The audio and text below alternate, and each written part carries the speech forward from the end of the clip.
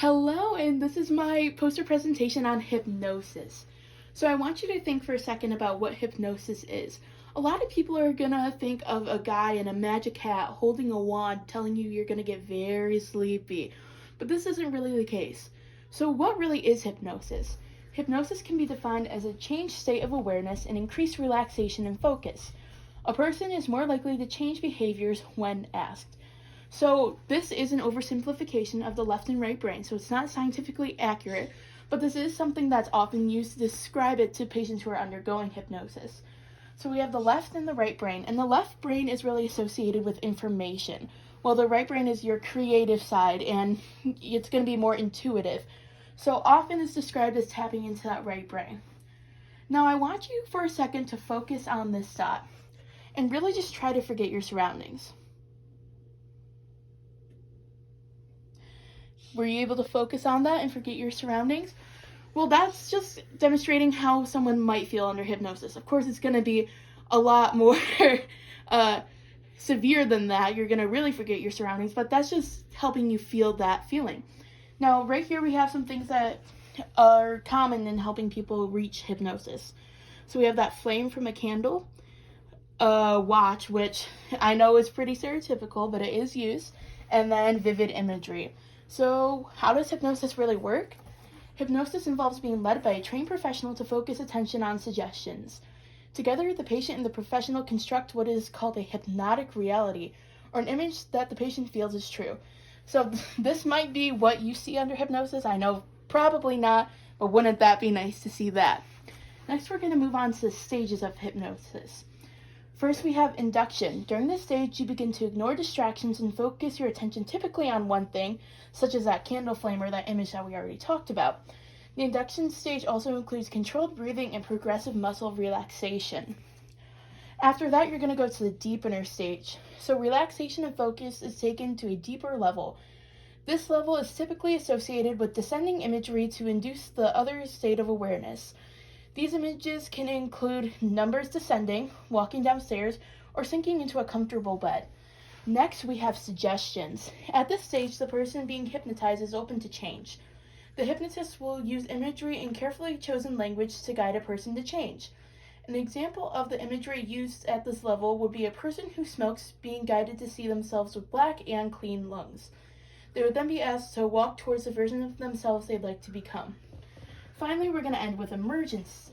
So this is when you're coming out of hypnosis. A lot of hypnotists will use reverse images for this. So ascending stairs or ascending numbers. Next, let's move to the benefits of hypnosis. So studies show that hypnosis can help with pain reduction with things such as cancer, childbirth, irritable bowel syndrome, fibromyalgia, jaw problems, dental procedures, and headaches. In some cases, it can also be used as an anesthetic, and that's why we have that needle there.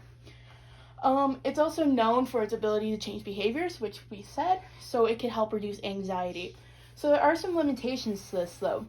First, susceptibility is not constant. So if you see on this bell curve right here, it is genetic. So about 2% of the population will not be able to get hypnotized, or it's very, very rare that they will be able to. The highest 2% is going to be very easily hypnotized. The majority of the population is going to lie somewhere in this area.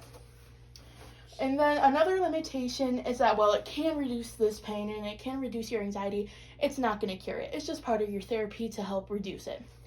Next, we're going to go to the risks of hypnosis. It's important that you know that these risks are very rare and it should not scare you away from getting hypnotized. So some rare risks include dizziness, headaches, nausea, drowsiness, increased anxiety, and sleep problems. Interestingly enough, a 2002 study found that sometimes you could lose automatic processes such as reading, but this wasn't confirmed, so I want to be scared of it. Next, we're going to move to theories as to why hypnosis works. So there are two main theories. Some believe that hypnosis is a form of dissociation. In a study, people were put in an ice bath. They were provided a button to hit if they felt pain. While they were hypnotized, many hit that button, but none reported feeling that pain. So many believe that it's just a theory of dissociation. The second theory is called social cognitive theory.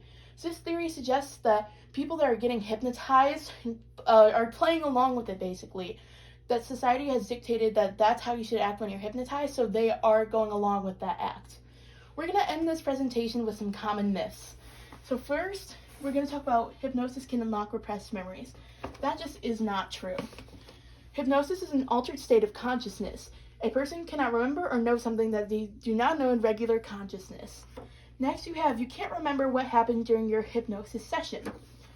Most people report remembering what happened during hypnosis. Many people report that they just felt extremely relaxed and focused. Finally, hypnosis isn't real and is a form of entertainment. And we talked about this at the beginning, that most people see the magician, but really, hypnosis is a form of therapy used to treat many ailments. That was my poster presentation on hypnosis. Thank you. Have a good day.